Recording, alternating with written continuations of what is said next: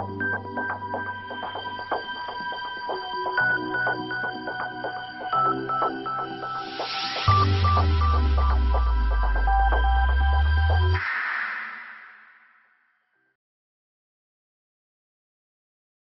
de participer à cette conférence de presse sur notre note relative aux appels à projets sur l'application politique de l'emploi. Alors, on s'intéresse aux appels à projets parce qu'il nous semble que c'est une des pistes les plus intéressantes pour innover un petit peu les politiques de l'emploi et les politiques sociales en général, dans la mesure où tous les pays sont confrontés tous les pays de l'OCDE sont confrontés aux mêmes contraintes, des moyens réduits, des objectifs sociaux qui restent ambitieux, et le constat que dans un certain nombre de domaines, notamment l'emploi, notamment il y en a d'autres, comme la politique de la vie, l'économie contre l'exclusion, les formes traditionnelles d'intervention de l'État ont pas toujours donné les résultats escomptés, et que tout en restant dans le champ public, il faut trouver des moyens de mobiliser davantage l'innovation, l'expérimentation, des nouvelles pistes pour essayer d'obtenir des résultats. Alors, c'est vraiment l'idée qui est derrière les appels à projets. Les appels à projets, qu'est-ce que c'est? En fait, c'est une procédure qui est quelque part intermédiaire entre l'action directe de l'État et l'appel d'offres. Dans un appel à projet, on va dire, voilà, moi j'ai un objectif, moi, collectivité publique, que ce soit l'État ou une collectivité locale, je veux faire baisser le chômage dans une zone sensible, par exemple. Et à ce moment-là, on appelle des projets qui vont permettre d'obtenir cet objectif sans fixer des contraintes trop rigoureuses sur la manière dont on peut y parvenir. Et des associations en particulier ou d'autres acteurs peuvent proposer des méthodes pour y arriver, et à ce moment-là, on va évaluer en fonction du contenu en innovation, de la manière dont c'est proposé, est-ce que c'est convaincant par rapport au contexte, et choisir le projet qui paraît le meilleur, et c'est celui-là qu'on va subventionner.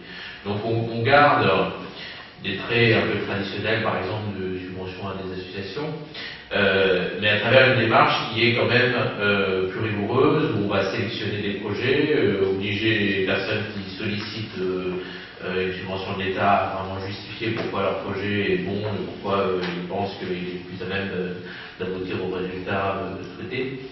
Et c'est ça qui fait que c'est une démarche qui est à la fois assez nouvelle et en même temps qui est susceptible de générer les bons résultats, parce qu'on est rigoureux sur la sélection et ensuite rigoureux sur l'évaluation de l'action menée, et qui permet en même temps de multiplier un petit peu les modes d'intervention et de comparer les différents modes d'intervention par rapport à un schéma plus classique où on va faire une circulaire en disant à tous les préfets de France, voilà la manière dont vous allez lutter pour l'emploi dans les zones en difficulté, par exemple. Donc c'est ça un peu l'idée qu'il y a derrière les appels à projets, c'est quelque chose qui se développe dans différents pays européens. Et dans la lab, vous avez un certain nombre d'exemples. Je vais en citer 3 qui vont donner un bon panel de ce qui peut exister à l'heure actuelle. Le premier, c'est le Fonds d'expérimentation sur la jeunesse. Ça a été créé en 2009. Le but est de favoriser la réussite scolaire des élèves et l'insertion professionnelle des jeunes de moins de 25 ans. Donc, typiquement, ce genre d'objectif général qui est un objectif de politique publique depuis toujours, mais sur lequel on n'a pas des résultats extrêmement probants, puisque la France est plutôt mal placée pour ces indicateurs. Et donc, à travers le FEDGE, on a lancé un appel et pour recueillir différentes propositions d'expérimentation permettant d'aboutir à ces résultats. Depuis sa création, le FEJ a lancé 11 appels à projets, il a reçu 1500 projets d'expérimentation et 380 expérimentations ont été sélectionnées. Donc là, vous voyez bien ce que permet de faire ce genre de dispositif. On lance un grand nombre d'expérimentations, comme ça, au bout d'un moment, on pourra les comparer, voir celles qui donnent les meilleurs résultats. C'est une manière assez efficace de faire émerger les meilleures pratiques pour pouvoir ensuite les généraliser. Deuxième exemple, le Workforce Innovation Fund américain, qui vise à tester des réformes innovantes et efficientes des politiques de l'emploi et de formation des adultes. Donc là, c'est un peu le même esprit. Les Américains, ils ont pris une partie des subventions qui étaient affectées au ministère qui est impliqué, c'est l'emploi que vous avez. Et ils les ont distribués dans des appels à projets au profit de certaines collectivités avec un double objectif. D'abord, essayer de dépenser plus efficacement et d'obtenir des résultats. Et puis aussi, et ça c'est quelque chose qu'on retrouve souvent dans les appels de projets, d'enrichir les données disponibles, c'est-à-dire qu'on lance tous ces projets, on a une démarche d'évaluation assez rigoureuse, et ça permet ensuite d'avoir toute une base de données de qu'est-ce qui marche pas, qu'est-ce qui obtient des résultats plus ou moins intéressants dans tel et tel domaine, etc.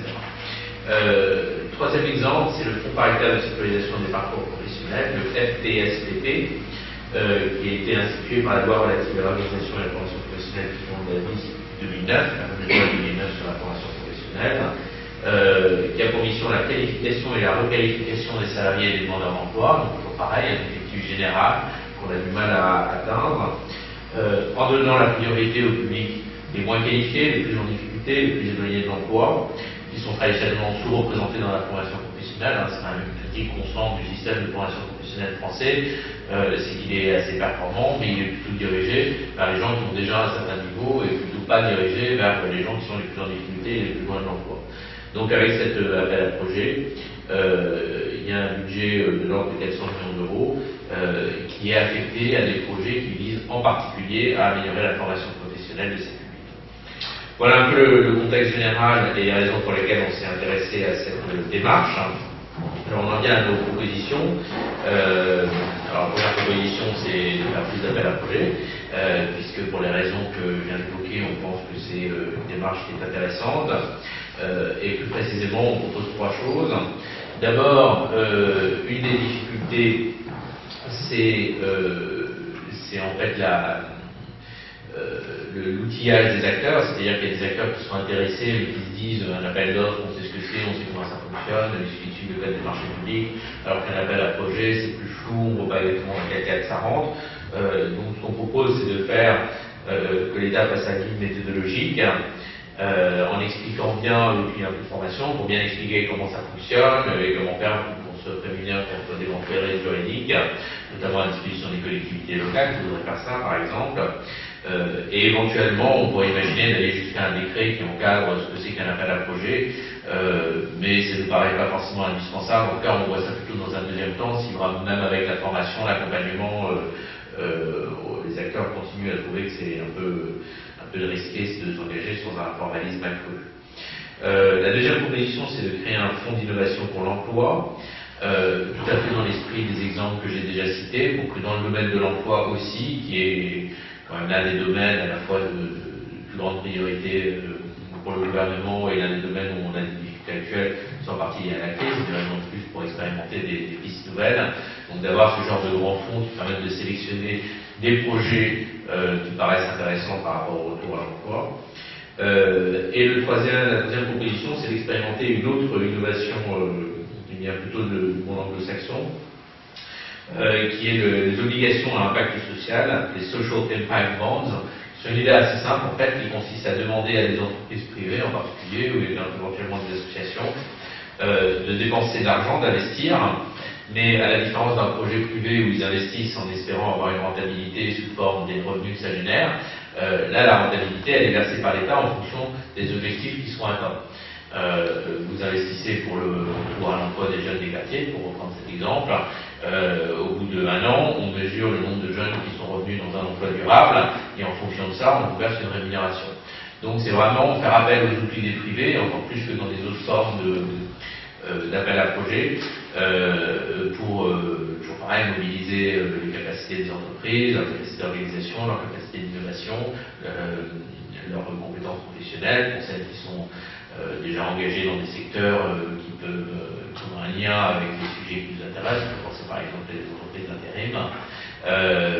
Et donc, à travers ce système-là, comme l'entreprise est très précisément rémunérée en fonction de ses résultats, il y a une assez forte incitation, bien sûr, à avoir des politiques qui soient efficaces. Et pour la puissance publique, c'est assez satisfaisant, parce que quand on paye uniquement en fonction des résultats qui sont atteints, si la démarche ne marche pas, on n'a pas les résultats, mais au moins on n'a pas la charge, on peut utiliser l'argent pour une autre initiative susceptible d'obtenir de meilleurs résultats. Voilà un peu l'ensemble des pistes qu'on essaye d'ouvrir à travers cette note. Et je suis à présent à votre disposition si vous avez des questions.